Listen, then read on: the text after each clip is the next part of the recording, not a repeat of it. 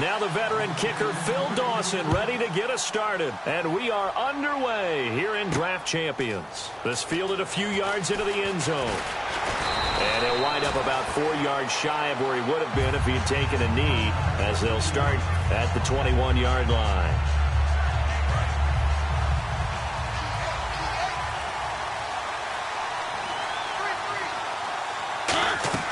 A first down throw for Mariota. He couldn't quite hold it. Got hit. Ball pops out. Incomplete. We know it's not an easy job to go out and catch passes when people are trying to tackle you and knock the ball away. But the bottom line is, that's a pass he's got to have and a pass he should have caught. Offense looking to avoid a 3rd and long. It's 2nd and 10. Throwing again. Mariota on 2nd and 10. Over the middle here to Brown. 8 yards on the completion, but now they face 3rd down. That was a nicely run slant route, and what the receiver's trying to do is make the defender think he's... They got him for a sack. Jay Howard coming in to drop him for a loss of 8, and it'll be 4th down. Okay, look at this. The punt team nowhere to be found. They're on the sidelines. Offense going to go for this on the opening drive. And this is incomplete. A surprising move here on the opening drive of the game. And the Giants are going to take over in great field position. They come out 5 wide, 3 of them to the right side. Here's Prescott looking for his running back, and he's got him. And he'll get it down this time to the 17. 5 yards on the pickup, and it'll be a 2nd down. And just in general, Charles, on a play like that, how tough is it for the defense to account for a running back essentially being a receiver downfield? It's very difficult, especially if the running... Trying for Brown, and it's intercepted. Picked up by the all-pro corner, Josh Norman. And he'll be stopped shy of the 15 at the 14-yard line on the return. So the Broncos coming out now. And last time they were very fortunate, this offense. They went for it on 4, turned it over in their own territory, but the other guys held up. They didn't give up any points. So how about the guy with the #1 headset on the sidelines, the head coach? That was planned going into it, not necessarily to not get the first down or to have the defense have to hold But he up. trusted his defense. Trusted his defense very much, and I think that's how he's going to play this game. Go for it. Be aggressive, because I've got the Wild Bunch backing me up over here on my own side. Now we'll see what his offense can do. McCoy. Room here to run. LaShawn McCoy off to the races. 20, 10, 5, and all the way home for a Broncos score. LaShawn McCoy taking it in. And the Broncos have taken the early lead. Well called, well blocked, and then he just made a great play. That was an athlete going a long way. Yeah, how about the suddenness, too, of just getting there and taking off and going for the defensive guys? And now the Giants will stop play as they take a timeout defensively. They'll have 2 remaining as we step aside here in this first quarter.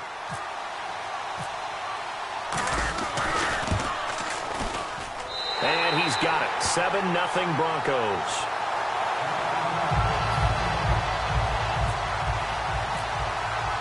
Frank's now on to kick it away after the touchdown. This is fielded a couple yards deep. And he's able to get it across the 20, but not by much, as he's marked down at the 21-yard line. And New York set to take the field. And the interception thrown in the red zone last time. We'll see if they can rebound. I just have to think the last thing he said as they went back out there was, don't do that again. What do you think? Nowhere to escape, and he goes down.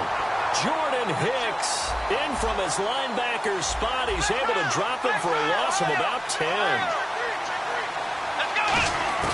2nd down, Prescott. And he fires one that's intercepted. It's the former Patriot Devin McCourty. So they take over not only in enemy territory, but in the red zone.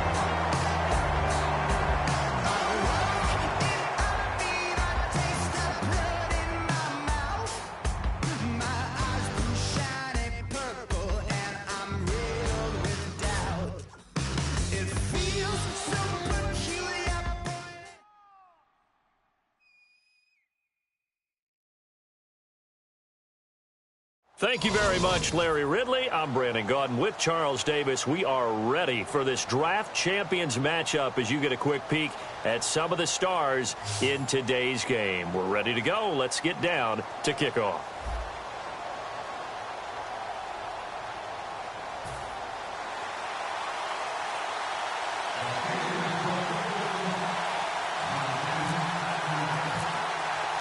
The veteran Matt Bryant set to rock and roll. And off we go in draft champions. This is fielded a couple yards deep. And the decision to come out is going to cost him 5 yards with a new rule as he's taken down right at the 20-yard line.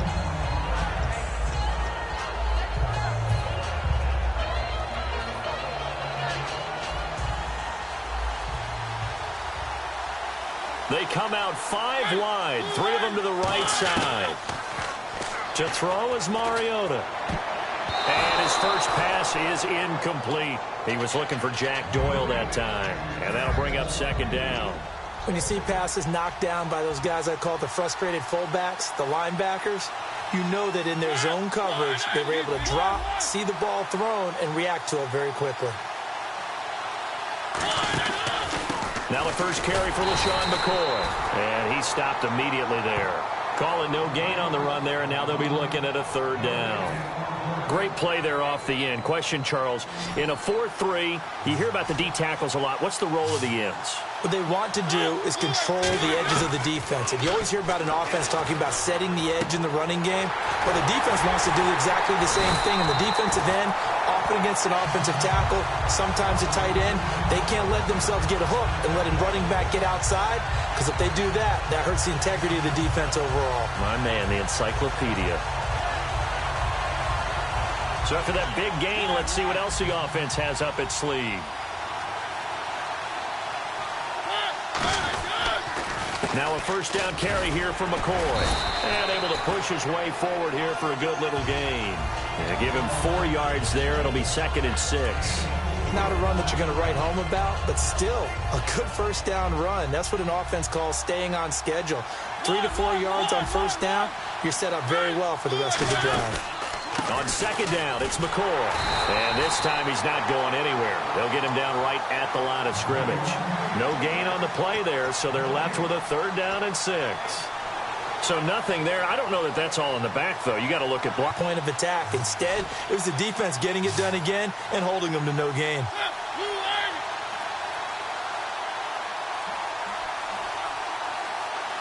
The play clock's running down. Mariota, and incomplete. The contact made the ball roam free and brings up 4th down. After watching him drop that slant, I can hear my old coach's voice ringing in my ears right now. You can't run with the ball until you catch it. Trying to get those rack yards before he secured it. Mariota. And they hit him as he throws, as this one's going to go straight down to the turf. Incomplete. And that could be a major momentum swing here early. Because the defense stopped them. How great is that? They go for it on the first drive of the game. They're the ones trying to establish something, trying to assert a little dominance. And guess what? You turn it back on them and give the ball to your own offense. I agree with you. It could change momentum in a big way. Looking to jam the receivers at the line here. Press coverage look defensively. And right away, he lost the football. Plays like this where the ball comes free, it's often unusual for the team that lost it to get it back, because this is the quarterback. The ball gets away from him. Everyone else is trying to execute what they're supposed to do on offense. They're usually looking in the other direction, downfield, or have moved away from him. In this case, though, a teammate is able to come up with the ball. Over the middle, he's got Tim Brown. And into the end zone. Touchdown, Pittsburgh. And the Steelers have taken a first-quarter lead. As a fan, is there anything prettier than a well-executed post-route? No, it's a thing of beauty, especially when it's done like that for a touchdown. The throw, the catch, and how about the run after to get it to the end zone?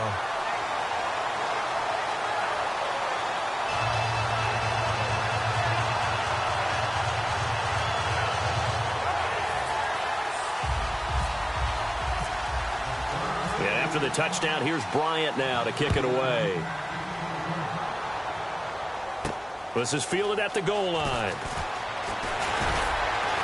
And he'll get it up across the 20 to the 21-yard line. Now this Broncos offensive unit ready to head back out onto the field. And last time out, went for it on fourth down, turned it over, gave them great field position, turned into 6 points, so they've got to recover here, Charles. It's amazing what one decision can do in the chain of events, right?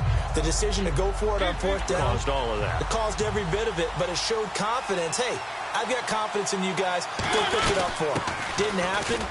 Also showed confidence in the defense. They didn't pick up their end of the bargain, so now they've got to come back out and start over and rebuild that confidence. That's a good play by the guys on the defensive side of the ball. Held them to a gain of 2, and that changes the playbook a little bit now for the guy calling plays. 2nd and 8. Now he's got to probably think about DeAndre Hopkins. He's all alone. And all the way home for a Broncos score. DeAndre Hopkins, 77 yards. And the Broncos are an extra point away from taking the lead. Good pass, clean catch, and a house call there on the fly route. And not that much room to operate. So that tells you about his acceleration. We always talk about being able to go from 0 to 60 real fast. It took him less time than that to get the top speed and complete that play. Frank's now on to kick it away after the touchdown. This fielded a few yards into the end zone. And he'll bring it a few past the 20 to the 23-yard line. And Pittsburgh getting set to take the field. Last time they were out, they scored. Still trailing here, though, so some work to do.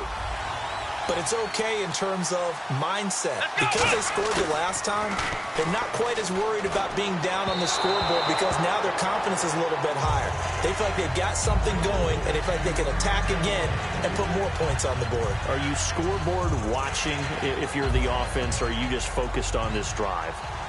We wouldn't be telling the truth if we said that they didn't scoreboard watch. Everyone does it to some extent. But you've got to set it aside right now and just focus on this. And now look at this. Big gain, but a fumble. But it looked like the Steelers were able to recover, and they will indeed hold on to the ball. And the defense not able to get it. From a defensive perspective, what's that moment like when you realize the ball is loose? It is a moment where all concentration goes right to the football. This is something you've talked about in all your preparation for the game. You probably talked about since training camp. Knock the ball free, take it away from the other team, and now you have that chance. There's a little bit of deflation when they end up recovering it. They knocked it free, but couldn't take it away. Tim Brown, the intended target, and it's 3rd down. And he's certainly not a guy that drops that football very often. Indeed, because that's a bit of a surprise. I know he's in the middle of some traffic and people, bodies all around him, but he usually has the focus to haul that one in. Here's Prescott, and he can't bring it in. Incomplete. He dropped it on the crossing route. 4th down now. On any passes in the middle of the field, anyone who's going after the football is going to be conscious that it's probably going to be contested and often physically. Sometimes that leads to drops.